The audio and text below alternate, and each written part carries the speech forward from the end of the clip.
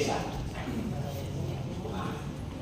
Jadi indeks desa 2025 merupakan data tunggal untuk perencanaan pembangunan berkelanjutan. Yang biasa kalau kita singkat-singkat itu indeks desa, kalau desa, tapi kalau secara umum indeks. Nah, jadi dia menjadi data tunggal pembangunan berkelanjutan, itu adalah indeks desa. Bahwa indeks desa juga merupakan bagian dari alat ukur untuk mengukur kemajuan dan kemandirian pembangunan desa berkelanjutan. Nah, alat ukurnya itu tadi tetap dari 5 status itu. Yang berbeda kemudian adalah kalau di indeks desa membangun kemarin kita mengenal ada 3 layanan. Kita masih ingat toh? Ya. Layanan sosial, layanan ekonomi, kemudian lingkungan. Dalam hal teknis menentukan status di 3 itu pembagiannya dibagi 3. Kalau 100 bagi 3 berapa itu? 33,33,33 sehingga dapat 100. Indeks desa tahun ini terdiri atas 6 dimensi. Kalau kita bahasakan sejajar layanan terdiri atas 6. Nah, setiap 6 ini memiliki subdimensi dan setiap dimensi memiliki indikator. Nah, yang saya catat, bukan yang saya ketahui, yang saya catat. Dimensi layanan dasar nilai tertingginya adalah 170. Jadi dimensi layanan dasar ada nilai tertinggi indeksnya di indeks desa, yaitu sekitar 26,77%. Kalau kemarin kan 33,33. Nah, semua layanan. Sekarang berbeda di setiap dimensi atau layanan itu, disesuaikan dengan posisi strategisnya dalam pembangunan.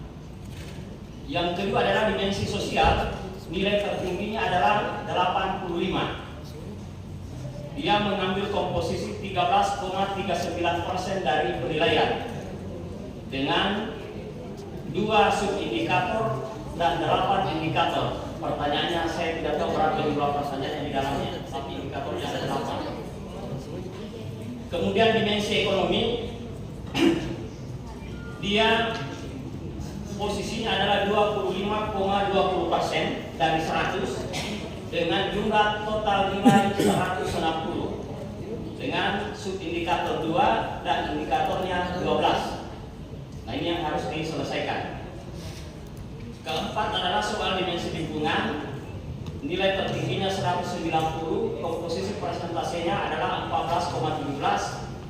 Kemudian aksesibilitas adalah 50 nilainya dengan komposisi persentase penilaiannya 7,8%. Kemudian tata kelola pemerintahan desa, nilai tertingginya adalah 80 dan persentase dari indeksnya adalah 12,60. Nah, dari setiap ini kemarin beda-beda. Kalau sekarang itu tadi disesuaikan dengan posisi strategisnya dalam pembangunan desa. Total nilai dari 6 dimensi itu adalah 635. Nah, bagaimana mengetahui dalam mengisi? Selain bukan kita mau mengejar nilai, tapi penting kita ketahui. Teman-teman sudah pernah baca SOP-nya indeks desa? Sudah. Tapi sudah ada di HP atau di laptop? Nah, kalau panduannya sudah ada. Nah, panduan indeks desa, saya kira kalau belum ada kita download.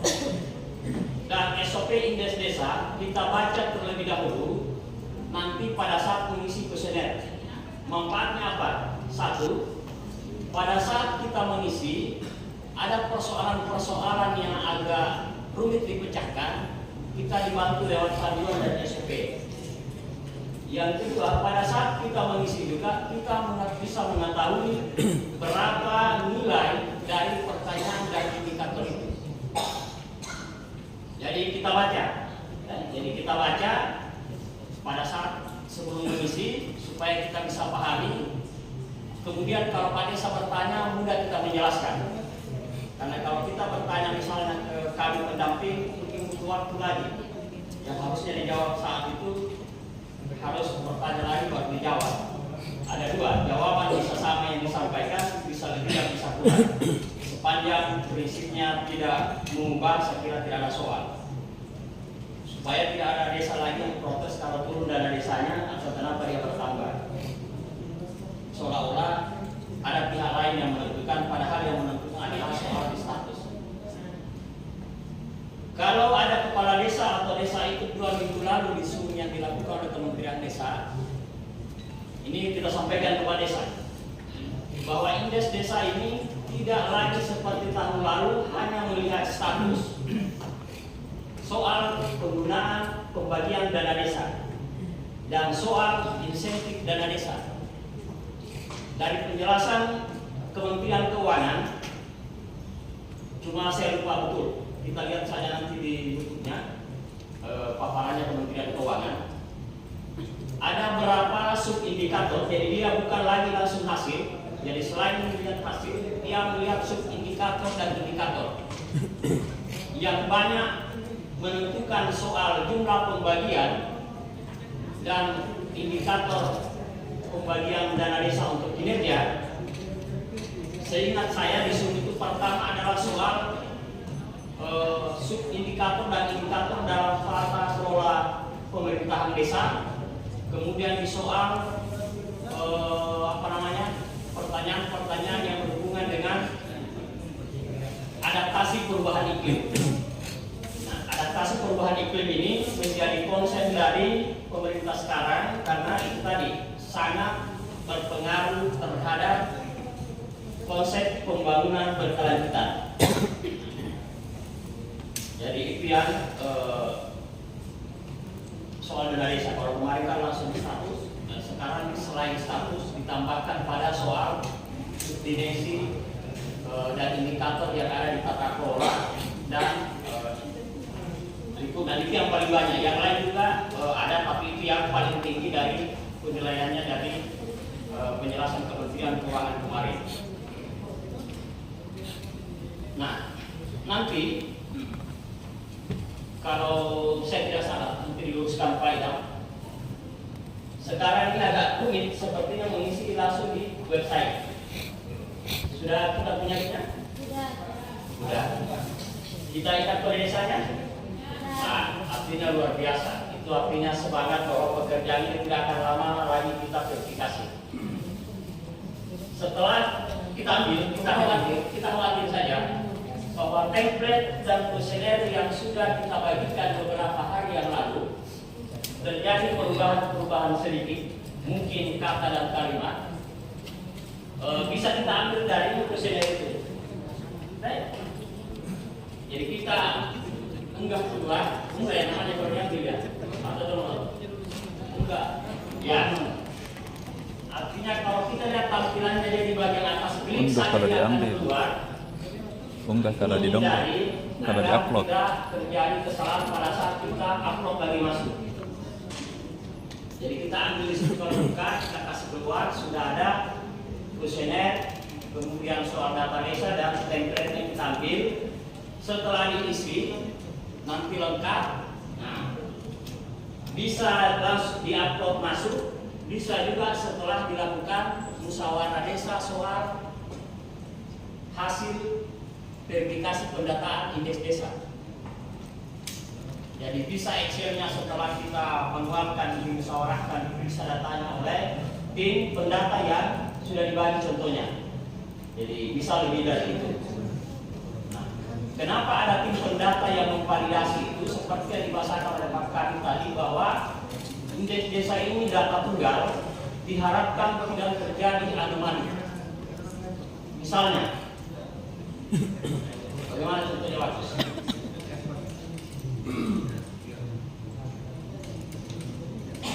Coba kita lihat yang kedua. Bapak ini besar atau tidak? Tidak. Besar atau tidak? Tidak. Apanya kita bilang tidak besar? Badannya, Pak. Yang mana yang besar? Tidak. Coba kita berdiri Pak. Mau lihat, berdiri coba. Coba berdiri. Sebentar saja. 1 menit saja. Kalau Pak Ipan ini besar atau tidak? Besar. Apa pembantinya? Badan. Nah, maksud saya begini. Kalau Bapak ini berdiri, susah kita sebut kecil atau besar. Karena dia belum punya pembanding. Kecuali berdiri Pak Ipan dengan beliau, maka bisa dirasakan dia kecil, di sana besar. Seperti itu pula data. Data itu harus ada pembanding nilainya. Karena kalau tidak, itu tadi validasinya susah ditentukan. Sama, misalnya kalau ada orang pakai baju dan kita sepakat itu telanjang, pasti kita tidak mau terima dan marah-marah. Seperti itulah pula data nanti. Kalau dia salah dimasukkan, kemudian dikomplain di atas, kita menolak. Kalau kita pakai baju kebiasaan agak longgar, kemudian pakai baju ketat, itu tidak nyaman. Data juga seperti itu. Kalau data kita masukkan jumlah penduduk berbeda, itu akan mengakibatkan kesalahan sendiri bagi kita sendiri, karena pengambil kebijakan dari atas itu akan keliru. Karena semua kebijakan biasanya diambil dari data jumlah penduduk, data jumlah orang miskin, dan data-data lainnya. Nah, kita berharap sebelum itu dinyatakan bahwa itu adalah benar, kita sepakati di tingkat desa lewat musyawarah. Contohnya ada di format itu. Nah, kalau terjadi perbedaan, misalnya begini, kita punya data penduduk di desa kita desa apa? Yang itu, Bapak. Desa itu apa? Iya. Nah, mulai. Berapa jumlah pendudukan? Kalau yang tercatat di Capil berapa? Nah, ada perbedaan. Ada 2 data penduduk yang berbeda. Kira-kira kita mau isi mana? Indeks desa ini diharapkan bagi desa yang tidak memiliki hasil data, maka bisa mengambil data dari SKPD lain. Penduduk bisa mengambil dari catatan sipil, luas lahan bisa mengambil dari BPN dan Dinas Pertanian, karena akan dipakai secara keseluruhan. Ada kurang lebih 400 perbedaannya. Nah, kalau terjadi data begitu, mana data yang paling benar?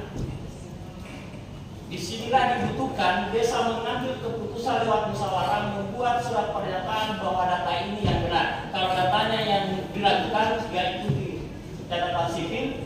Kalau menganggap datanya yang paling benar, dia membuat surat pernyataan bahwa data ini adalah data yang paling real di desa. Intinya begitu. Nah, supaya kalau ada verifikasi, bertanya kenapa terjadi perbedaan jumlah penduduk, kita gampang klarifikasi dan kita menyampaikan ke tingkat kabupaten agar kabupaten menyesuaikan dengan data desa. Nah, tinggal kita update 2.800 itu diupdate kapan, 2.400 itu terupdate kapan. Karena kesalahan jumlah penduduk akan membuat kita agak rumit mengisi item-item pertanyaan yang lain, misalnya klasifikasi usia. Kalau kita tulis 3.000 terus klasifikasi usianya 0 sampai 5, misalnya 5, 6 sampai 16 dan seterusnya, beda jumlahnya, tidak bisa connect di aplikasi atau di template Excel itu. Jadi dia akan diatur oleh sistem bahwa jumlah klasifikasi penduduk itu harus sama dengan jumlah penduduk yang ditulis. Kalau dia berbeda, akan menimbulkan masalah. Itu salah satu contoh. Nah, saya kira itu saja yang saya sampaikan ke kita sebagai bahan diskusi, karena sudah aman ini. Kita sudah punya panduan, sudah punya SOP. Sebagian sudah dibaca, sebagian kecil belum, tapi tidak soal.